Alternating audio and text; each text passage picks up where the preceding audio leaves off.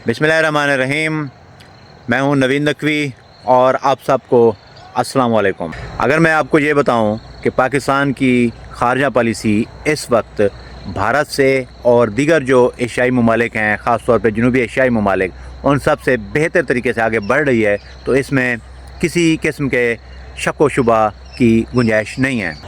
पाकिस्तान दुनिया में वाहिद मुल्क है जो दो बड़ी आलमी ताकतों के दरमियान अपने ताल्लुकात को बैलेंस में रखे हुए है। चाइना और यूनाइटेड स्टेट ऑफ अमेरिका के साथ इस वक्त हमारे ताल्लुकात तारीख़ की बुलंद तरीन सतह पर हैं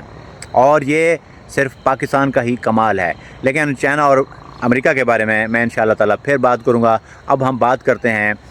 पाकिस्तान का एक मशरक़ी बाजू जो 1971 में हमसे जुदा हो गया था, बांग्लादेश हमसे किस तरह जुदा हुआ, इसकी क्या वजूहात थीं, और उसके बाद 2024 तक 5 अगस्त 2024 तक शेख हसीना वाजिद के बांग्लादेश छोड़ने तक हमारे बांग्लादेश के साथ कैसे ताल्लुकात रहे, इंशाअल्लाह ताला ये एक तफसीली मौजू है, इस पर भी मैं बात करूँगा। लेकिन हम बात करते हैं शेख हसीना वाजिद के बांग्लादेश छोड़ने के बाद पाकिस्तान के साथ करीबी होते हुए इंतहाई अहम तरीन ताल्लुकात के बारे में। याद रहे कि बांग्लादेश की जो टोटल आबादी है वो तकरीबन 17 करोड़ से ज़ायद है। ये बांग्लादेश को इंतहाई गुंजान आबाद मुल्क बनाती है और इसका जो रकबा है वो तकरीबन 1,47,000 और 500 कुछ मुरबा किलोमीटर है। मतलब हमारे चारों सूबों से भी ये इंतहाई छोटा मुल्क है, लेकिन इंतहाई गुंजान आबादी रखता है, जिसकी वजह से जनूबी एशिया समेत पूरी दुनिया में इसकी एक ख़ास अहमियत है। आपको एक खुशखबरी की बात मैं बताता जाऊँ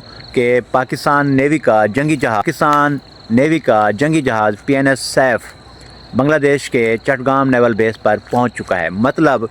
इसका ये आपको मैं एक अहम तरीन खबर दे रहा हूँ, अहम तरीन बात बता रहा हूँ। इसका मतलब ये है कि हमने मोदी का अखंड भारत का ख्वाब मिट्टी में मिला दिया है और अब हम जिस तरह भारत कोशिश कर रहा है अफ़गान तालिबान को बरगला कर पाकिस्तान पर दो तरफ़ा हमला करने की सोचने का वो एक पॉलिसी बना रहा है, तो अब हम भी बांग्लादेश से भी और पाकिस्तान से भी दो तरफ़ा उसको घेरा डाल के इंडिया के ऊपर हम हमला कर सकते हैं।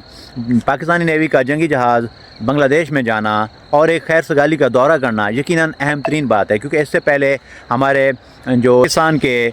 Joint chiefs of staff committee के चेयरमैन जनरल साहिर शमशाद मिर्ज़ा भी अक्टूबर में बांग्लादेश की अबूरी हुकूमत के सरबराह प्रोफेसर डॉक्टर मोहम्मद यूनुस से एक अहम तरीन मुलाकात कर चुके हैं। उनके दौरे में बांग्लादेश की तीनों मुसल्लह अफ़वाज के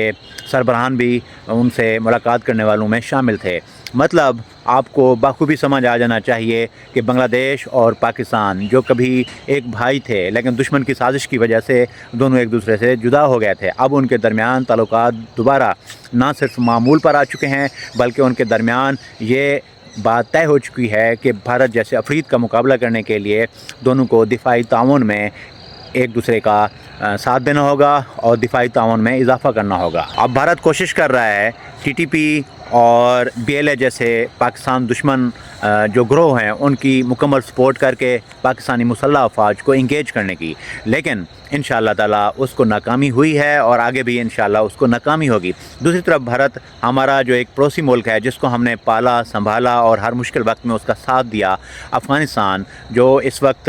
तालिबान की इंतज़ामिया के ज़ेर कंट्रोल है, तो तालिबान को वो मुकम्मल तौर पर वर्गला चुका है और भारत ये ख्वाब देख रहा था कि हम अफ़गानिस्तान और भारत की तरफ से पाकिस्तान को दो तरफ़ा जो है ना इंगेज करेंगे सरहदों से, क्योंकि जो अफ़गानिस्तान और पाकिस्तान की सरहद है वो भी तकरीबन 2600 किलोमीटर है और जो भारत के साथ लाइन ऑफ कंट्रोल और दीगर जो इंटरनेशनल बॉर्डर है वो भी तकरीबन 3000 किलोमीटर से ज़्यादा है। तो अब ये भारत की पॉलिसी हमने उसके ऊपर उलट दी है और अल्हम्दुलिल्लाह हमारी मुसल्लह अफवाज हर वक्त चौकस हैं, अपनी जानों का नजराना पेश कर रही हैं सरहदों पर, और जो हमारे फितना अल ख़ारिज और फितना अल हिंदुस्तान जैसे दुश्मन हैं अंदरूनी मुल्क में, उनका भी मुकम्मल तौर पर सफाया किया जा रहा है। तो अब हमें बांग्लादेश की सूरत में एक नया दोस्त मिल चुका है, जिसकी इंतहाई मैं समझता हूँ कि हमारे लिए खुशी की बात है।